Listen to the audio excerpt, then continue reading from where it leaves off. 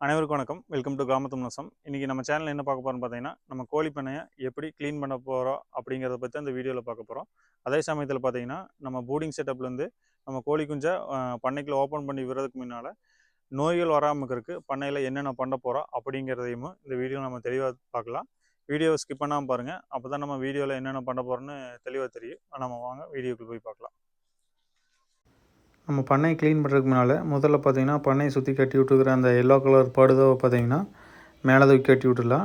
இல்லை அப்படின்னா நம்ம கல்ட்டிங்கோடு வச்சுக்கலாம், ஒன்றும் பிரச்சனை இல்லை. இந்த மாதிரி பண்ணும்போது பார்த்திங்கன்னா நம்ம அந்த டஸ்ட்டு உள்ளே இருக்கிற டஸ்ட்டெல்லாம் வெளியே போயிடும்.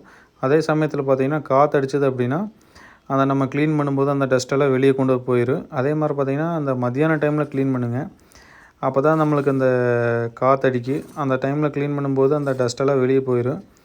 க்ளீன் பண்ணும்போது பார்த்திங்கன்னா நம்ம மாஸ்க் போட்டுக்குங்க. அந்த டஸ்ட்டெல்லாம் உள்ளே போயிடுச்சு அப்படின்னு நம்மளுக்கு சளி பிடிச்சிக்கு. அந்த கொஞ்சம் கேர்ஃபுல்லாக பண்ணிக்கோங்க. இது நல்லாவே அந்த மம்டி வச்சு எல்லாம் ஒரு சைடு குட்டு பண்ணி அதுக்கப்புறம் நம்ம வெளியே கொண்டு போய் போட்டுடலாம். ஏன்னா எனக்கு பார்த்திங்கன்னா க்ளீன் பண்ணுறதுக்கு ஒரு மணி நேரம் ஆச்சு.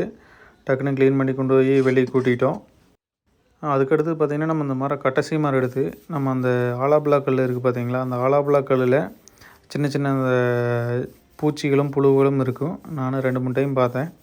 சரி நம்ம இந்த கட்டசி மரம் வச்சு இது பண்ணால் அந்த இடுக்குகளெல்லாம் போய் இருக்கிற அந்த புழுகளை வெளியே வந்துடும் அப்படின்ட்டு கட்டசி மரம் வச்சு நல்லா க்ளீன் பண்ணி விட்டுட்டோம். இந்த கட்டசி மரம் தான் நம்மளுக்கு கரெக்டாக இதாகு. மற்றபடி வேறு எது யூஸ் பண்ணாலும் நம்மளுக்கு அந்த அளவுக்கு செட் ஆகாது. அதே மாதிரி அந்த டஸ்ட்டே இருந்தாலும் வெளியே வந்துடும். இது ஏற்கனவே நாங்கள் பண்ணி பார்த்துருக்குறோம். நம்மளுக்கு செட் ஆனங்காட்டி நம்ம இதுவே யூஸ் பண்ணிக்கலாம் அப்படின்ட்டு யூஸ் பண்ணோம். இப்போ அடுத்து க்ளீன் பண்ணதுக்கப்புறம் பார்த்திங்கன்னா நம்ம பண்ணைக்குள்ளே தண்ணி ஊற்றி நல்லா கழுவி விட்டுடலாம். ஒரு 10-15 குடமாட்டை ஊற்றி ஃபுல்லாகவே அந்த சைடில் இருக்கிற ஆலாப்புலாக்கள் அதே மாதிரி பார்த்திங்கன்னா அந்த தரைக்கும் ஃபுல்லாகவே தண்ணி ஊற்றி நல்லா கழுவி விட்டுட்டோம். ஏன்னா அப்போ தான் பார்த்திங்கன்னா அந்த சின்ன சின்ன அந்த அழுக்குகளாக வெளியே வரும். அதனால் ஃபுல்லாகவே நாங்கள் க்ளீன் பண்ணிட்டோம். பண்ணை ஃபுல்லாகவும் பார்த்திங்கன்னா தண்ணி ஊற்றி கழுவி விட்டு ஒரு 1/2 மணி நேரம் கழித்து பார்த்திங்கன்னா நம்ம அந்த சுற்றி இருக்கிற ஆலாப்புலாக்கல்லில் பார்த்திங்கன்னா நம்ம போன டைம் என்ன பண்ணுன்னு கேட்டிங்கன்னா நம்ம சுண்ணாம்பு பவுட்ரு வாங்கிட்டு வந்து தான் இறச்சிவிட்டோம் எல்லா பக்கமும். பட் ஆனால் எனக்கு பார்த்திங்கன்னா அது கரெக்டாக எனக்கு முழுமையாக பலன் கொடுக்கல. சரி இந்த டைம் என்ன பண்ணலான்னு யோசிக்கும்போது சரி இந்த டைம் நம்ம போனால் போச்சாது சுண்ணாம்பு ஒரு 10 கிலோ வாங்கிட்டு வந்து நல்லா ஃபுல்லாக கரைச்சி தண்ணியில் திக்னஸாக கரைச்சி அடிச்சு விட்டுடலாம் அப்படின்னு பிளான் பண்ணுங்க. நம்ம திக்னஸாக அடிக்கும்போது பார்த்திங்கன்னா அந்த சின்ன சின்ன அந்த ஆலாபிளாக்கல் இருக்கிற அந்த ஹோல்ஸுக்குள்ளே நல்லாவே ஃபுல்லாக இறங்கிக்குங்க. ஏன்னா நம்ம காரை போட்டிருந்தால் பிரச்சனையும் இல்லை. நம்ம அது ஒரு டைம் லைட்டாக அடித்தாவே நம்மளுக்கு டக்குன்னு இறங்கிடு. இந்த சுண்ணாம்பு அடிக்கிறங்காட்டி என்ன பலன்னு கேட்டிங்கன்னா நம்ம அந்த சின்ன சின்ன பூச்சிகளும் சரி புழுகளும் சரி இருந்தால் நம்மளுக்கு அந்த சுண்ணாம்பில் இருக்கிற காரத்தன்மையினால் செத்து போயிடும். அதே மாதிரி பார்த்திங்கன்னா இதில் இன்னொன்றும் நம்ம அடிக்கலாம். என்னன்னு கேட்டிங்கன்னா நம்ம வேப்பெண்ணையும் நம்ம யூஸ் பண்ணலாம். வேப்பெண்ணெய் பார்த்திங்கன்னா நம்ம பவர் ஸ்ப்ரேயில் ஊற்றி நம்ம ஃபுல்லாகவே பண்ணை ஃபுல்லாகவே அடிச்சு விடலாம். அதுவும் பார்த்திங்கன்னா நம்மளுக்கு கசப்புத்தன்மை இருக்கும். அதுலேயும் நம்மளுக்கு அந்த பூச்சிகளாக செத்து போயிடும். அந்த மாதிரி நம்ம பண்ணிக்கலாம். இல்லை வேறு ஏதாவது இருக்குது அப்படின்னாலும் சொல்லுங்கள். வேறு ஏதாவது நம்ம க்ளீன் பண்ணி இந்த சுண்ணாம்பை தவிர்த்தும் அதே மாதிரி பார்த்திங்கன்னா வேப்பனை தவிர்த்தும் வேறு ஏதாவது அடிச்சுட்டால் நம்ம பண்ணிக்கலாம், நல்லாயிருக்கு, நோய்கள் வராமல் இருக்குது அப்படி இருந்தாலும் சொல்லுங்கள். நெக்ஸ்ட் டைம்லேருந்து அதை ரெடி பண்ணி பார்க்கலாம். சுற்றி இருக்கிற ஆலாபிளாக்கள் அடிச்சுட்டுங்க. அதுக்கடுத்து பார்த்திங்கன்னா நம்ம தரையிலையும் அடிச்சு விட்டுலாம் அப்படின்ட்டு ஃபுல்லாக தரையிலையும் பார்த்திங்கன்னா சுண்ணாம்பு வச்சு ஃபுல்லாக அடிச்சு விட்டுட்டோம்.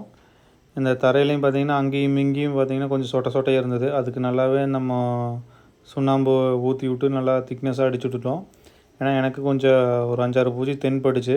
அதனால் இந்த சின்ன சின்ன அந்த காரையெல்லாம் விட்ருக்கு. இது எதனாலன்னு கேட்டிங்கன்னா கோழி பார்த்திங்கன்னா பறிக்கும்போது சின்ன சின்ன அந்த விட்டு வரும். ஏன்னா நம்ம ஆரம்பத்தில் பார்த்திங்கன்னா ரொம்ப அதிகமாகலாம் நம்ம காரை கீழே போடலை, சும்மா லிமிட்டாக தான் போட்டிருந்தோம். அதனால் அங்கே இங்கேயும் விட்டு தான் வரும். அது ஒன்றும் பண்ண முடியாது.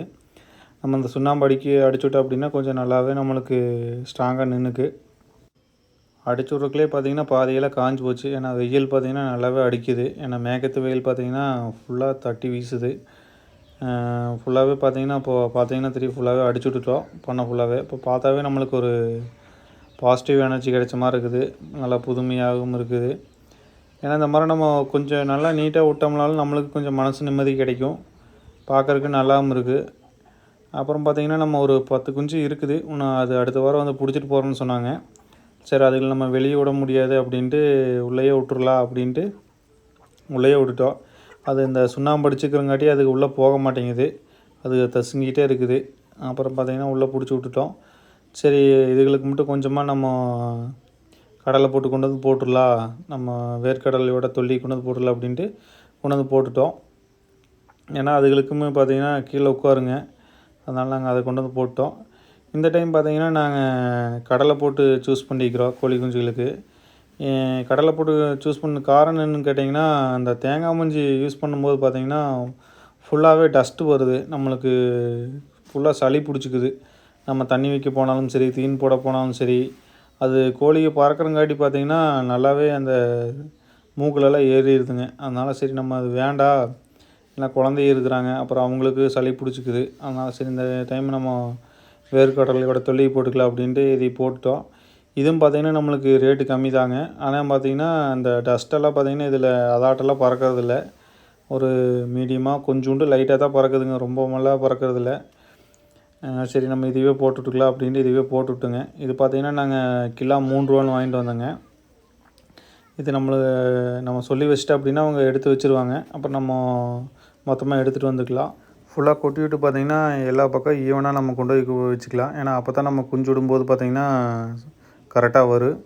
ஏன்னா நம்ம ஈவன் படுத்தலை அப்படின்னா குஞ்சு வரவே வராது, ஒரு பக்கம் மேடாக இருந்தது அப்படின்னா பயந்துக்குங்க. அதனால் ஃபுல்லாகவே ஈவன் பண்ணி விட்டுட்டோம். அதுக்கப்புறம் தான் நம்ம நைட் நேரத்தில் கொஞ்சம் வெளியே ஓப்பன் பண்ணி விட போகிறோம். இப்போ நம்ம போர்டிங் செட்டப்பில் இருக்கிற கோழி குஞ்சுலெல்லாம் நம்ம வெளியே ஓப்பன் பண்ணி விட்டுடலாம். நம்ம வெளியே ஓப்பன் பண்ணி விட்டோமே பார்த்திங்கன்னா எல்லா குஞ்சுமே வரல, கொஞ்சம் கொஞ்சமாக தான் எல்லாம் பொறுமையாக வந்துச்சுங்க. அப்புறம் பாதி குஞ்சுகளை பிடிச்சி கொண்டு வந்து விட்டோம். அந்த புறம் லைட் ஆஃப் பண்ணிவிட்டு இந்த புறம் லைட்டு போட்டங்காட்டி இந்த வீடியோவில் ஏதாவது சின்ன சின்ன குறை இருந்தால் மன்னிச்சுக்குங்க. அதே சமயத்தில் உங்களுக்கு ஏதாவது தெரியும் அப்படின்னா நான் டிஸ்கிரிப்ஷனில் நம்பர் கொடுக்குறேன், எனக்கு கால் பண்ணி சொல்லுங்கள், நானும் கொஞ்சம் தெரிஞ்சுக்கிறேன். அதே மாதிரி பார்த்திங்கன்னா கோழி குஞ்சு விடுறதுக்கு மேலே பண்ணையை நம்ம க்ளீன் பண்ணி விடுறது ரொம்ப ரொம்ப நல்லது. ஏன்னா அப்போ தான் பார்த்திங்கன்னா அந்த நோய்கள் வராமல் இருக்குது பண்ணைக்குள்ளே. இந்த வீடியோவில் பார்த்தீங்கன்னா நம்ம க்ளீன் பண்ணுறத பற்றியும் அதே சமயத்தில் பார்த்தீங்கன்னா கோழி குஞ்சு விடுறத பற்றி நம்ம பார்த்துருந்த டீட்டெயிலாக இந்த வீடியோ பிடிச்சிருந்தா மற்றவங்களுக்கு ஷேர் பண்ணி விடுங்க, லைக் பண்ணுங்கள், கமெண்ட் பண்ணுங்கள், சப்ஸ்கிரைப் பண்ணுங்கள். அடுத்து ஒரு நல்ல வீடியோவில் சந்திப்போம். நன்றி, வணக்கம்.